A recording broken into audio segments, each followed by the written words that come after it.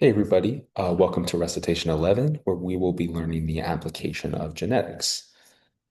So our DNA or recombinant DNA technology usually goes in this type of workflow where DNA is isolated using either PCR or electrophoresis. Then DNA is cut by restriction enzymes, which is ligated then into a vector.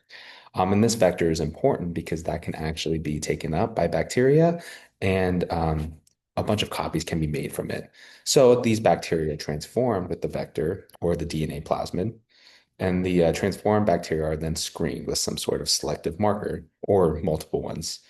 So then the DNA from these bacteria is purified and then sequenced to make sure that you have the actual result you want. So once again, here's PCR, polymerase chain reaction. I won't go into this as much because you previously learned it um, as like one of the applications for recombinant DNA technologies.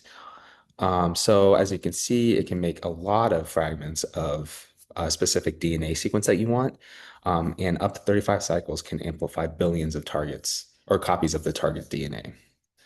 So once again, the stages of PCR are denaturation, primer annealing, and primer extension. So looking at gel electrophoresis, um, this is something that I have also talked about in previous recitation, and it uses this thing called an agarose gel that can be used to separate DNA based on its size. So DNA is always going to have the same charge because of its sugar phosphate backbone, which is negative. So when you add an electrical current to this gel, and when you add the DNA to the top of the gel, you'll see it run from the top to the bottom towards the positive electrode. So here's just a workflow of PCR, and I highly recommend that you read over this and watch the videos because it'll make a lot more sense as you continue to study it. Still more again, or more information again of PCR, and then once again, more about PCR.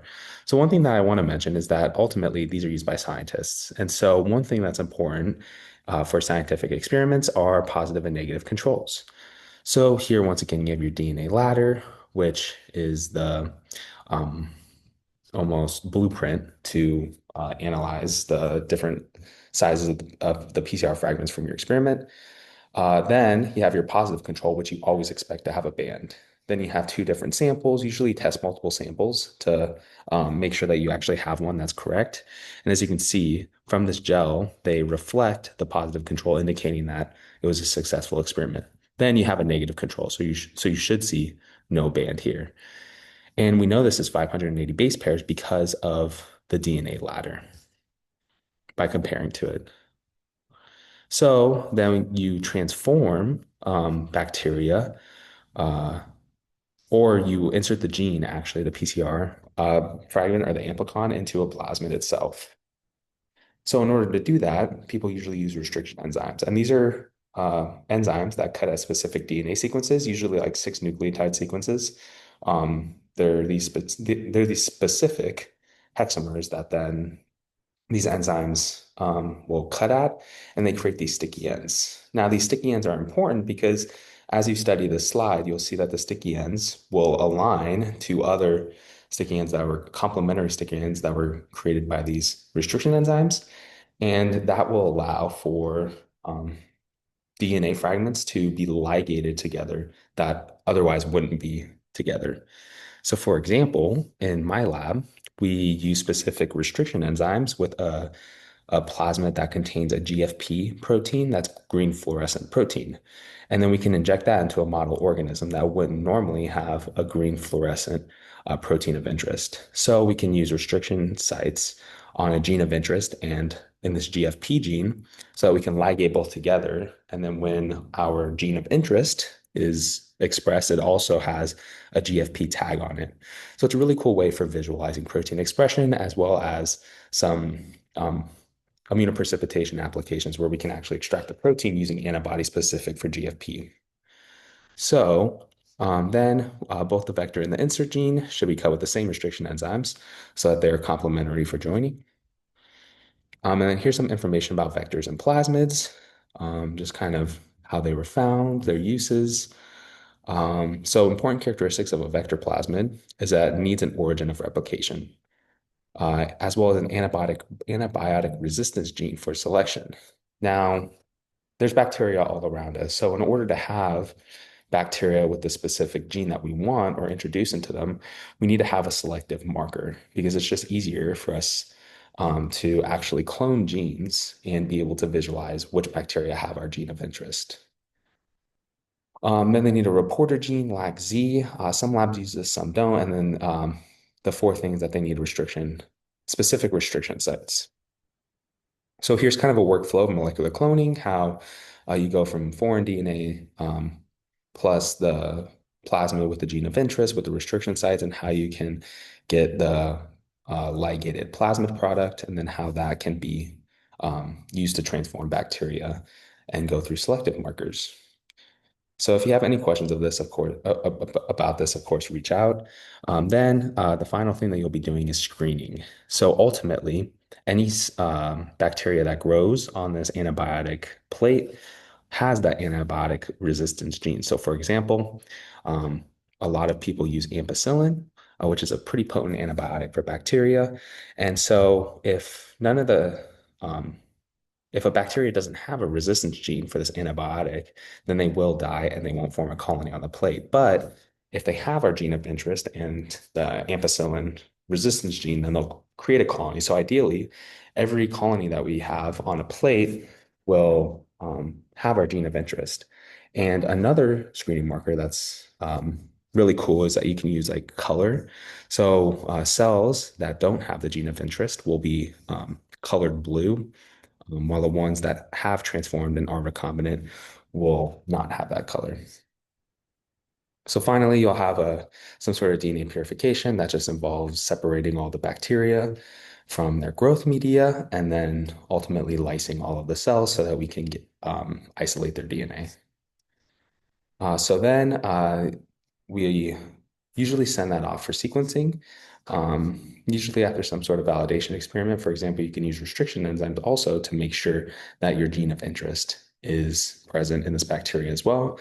And this is one popular method of sequencing is Sanger sequencing, and it uses these four different DD NTP molecules so that each residue or each nucleotide A, C, G, or T reflects a specific color back to the actual technology reader, and then you can get a specific sequence that will then further validate your construct. So here's a summary slide, and then that's the end of the actual um, PowerPoint. So what I'll do is stop sharing my screen real quick, and then I'll go over the questions as well. But yeah, ultimately, it's just like a really cool um, workflow for actually cloning genes that um, might otherwise be hard to study. So, previewing the quiz,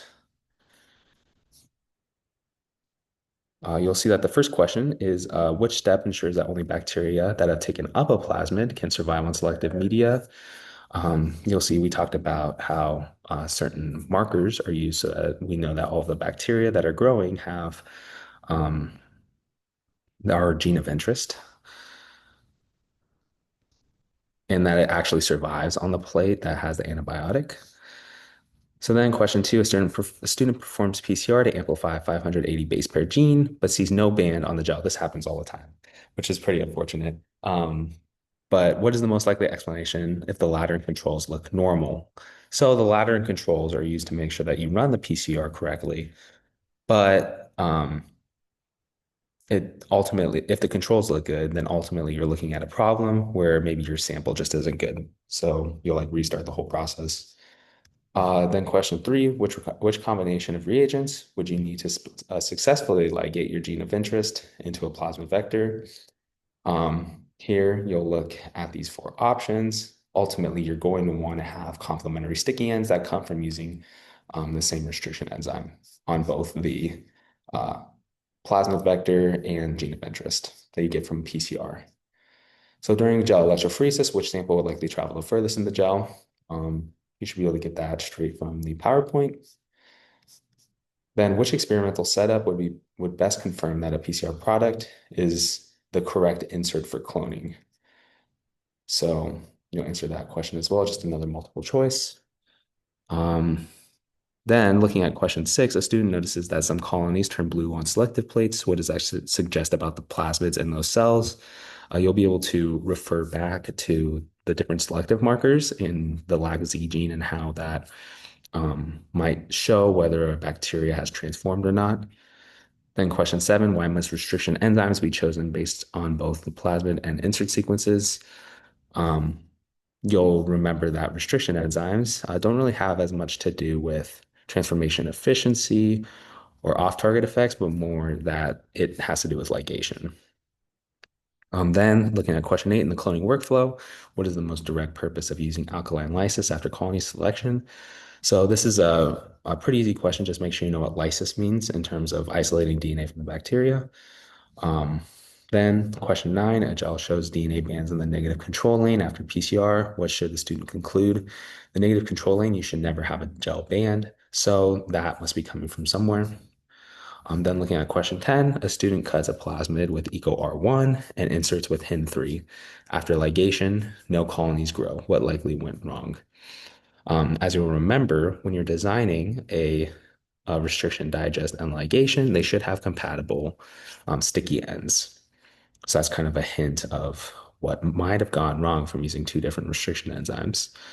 Um, that then question 11, which of the following are real world uses of recombinant DNA technology for producing medically relevant products? You'll be able to get that from the PowerPoint. Just remember the difference between recombinant DNA and DNA that you might get from elsewhere. These recombinant DNA is specifically created from PCR in the lab. So in question 12, which of the following steps are essential for confirming that a recombinant DNA or a recombinant plasmid contains the correct DNA insert? So once again, that's just um, kind of validating that the DNA that you have created is correct. So with that, best of luck on the recitation quiz and on the rest of the semester.